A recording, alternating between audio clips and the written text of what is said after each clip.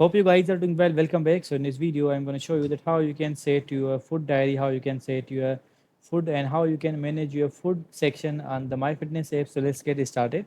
So first of all, what we have to do simply we need to go to the website, and after going to the website, you have to click on the food section, and after clicking on the food section, as you can see, you have to add breakfast, you have to add your lunch, you have to add your dinner, and then you have to add your snacks. So as you can see, total your daily goal, you have to also keep in mind these things as well. So you have to click on the quick tools. If you want quick tools, you can also do that.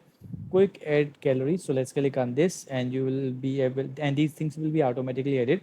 You can also use these tools as well. So as you can see, now you have to choose the calories option. So I'm going to click on the cancel. Let's click on the cancel. This was just for your information, and I'm going to click on the aid food. So let's click on the aid food option. So as you can see, after clicking on the aid food, now you have to check out these things as well, like the frequency, my foods. You can also go to the my foods as well.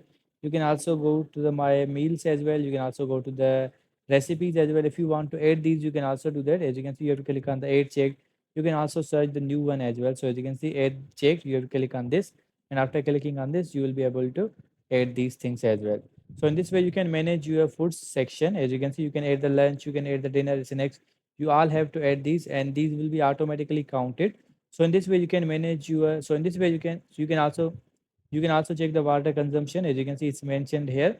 So in this way, you can do these all things. You can manage your food section. I hope you guys understand this video, that how you can do this. So see you guys in the next video.